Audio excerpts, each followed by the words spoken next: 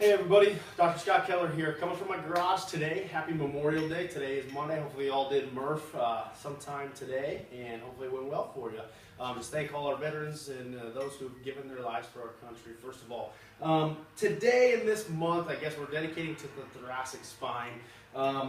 Just real quick anatomy, just pretty simple stuff. The thoracic spine goes from the base of our neck all the way kind of down until it meets our lower back. So this kind of curve right through here. All right, so it's vital in importance as far as mobility goes. A lot of us probably ignore it, or we might do a couple things on the foam roller here and there. But I'm just telling you guys, it's probably one of the biggest aspects of mobility that people probably miss, and is so important for a couple of reasons. First of all, the shoulders and the thoracic spine kind of go hand in hand. Over the next few weeks, and then next month when we get into the shoulder as far as mobility, we'll talk more detail about that. But if we're stiff through this part of our spine, a lot of us sit all day and we kind of get in this posture here. Our shoulders roll forward, our head kind of goes out in front of us, and our pelvis tilts forward like we talked about last week in this anterior tilted position. We get very flexed in our thoracic spine, and when we lose the ability to extend properly through the thoracic spine, it really impacts our shoulders and our low back and through our hips, okay? Just a couple quick examples of that. Just imagine, now I'm going to exaggerate this, but just imagine that you're in a flexed position and that thoracic spine does not have the ability to extend and go upright like this. If I try to do any kind of press over my head, you can see I'm going to have to compensate either A, by hyperextending through my shoulders and really putting a lot of stress and strain here, or I'm going to hyperextend through my lower back or my lumbar spine to make up for that lack of mobility in my thoracic spine. Hopefully that makes sense to you, and that's pretty simply put. But it really can be impactful in those two areas. So today, what we're going to do is just do a couple basic foam roller things. So this is kind of the thing you want to start out with when you're mobilizing the thoracic spine.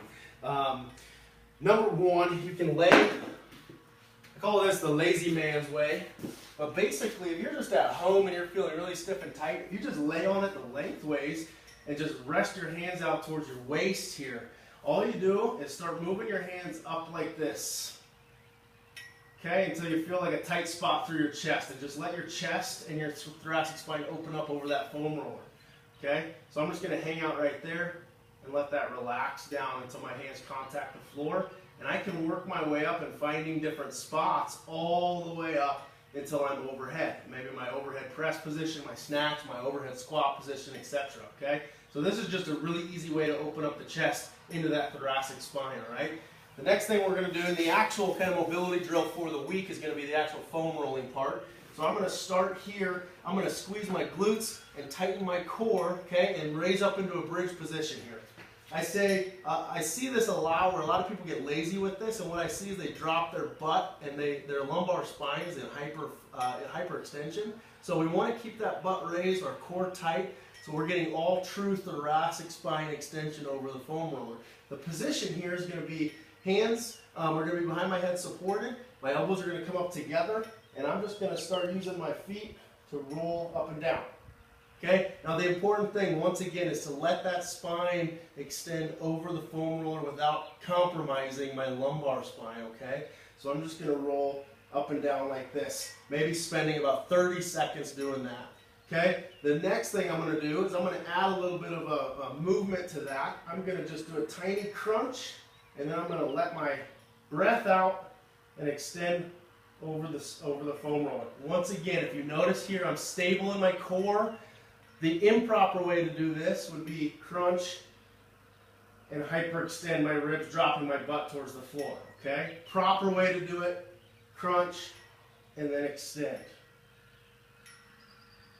Repeat that about 5 to 8 times, roll up and repeat in the upper part of the thoracic spine as well. Okay, the last one we're going to do is rotation. Now this one you might not feel as much movement, but it is important. The thoracic spine needs to be able to rotate to move completely freely. So all we're going to do for this one, I'll kind of angle towards you here. We're going to be in the same position, except I'm going to cross and give myself a bear hug here. I'm going to extend, and then I'm going to roll side to side as I go up and down.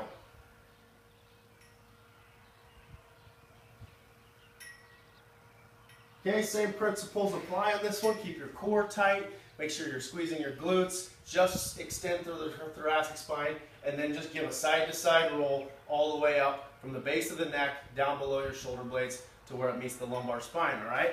So if you guys have any questions with that, this is pretty simple this week. A lot of the coaches are very familiar with this stuff, so ask them any questions. Feel free to stop me or email me, Scott@synergylincoln.com, and I hope this does you well this week, and next week we'll get into a little bit more detail. All right, take care.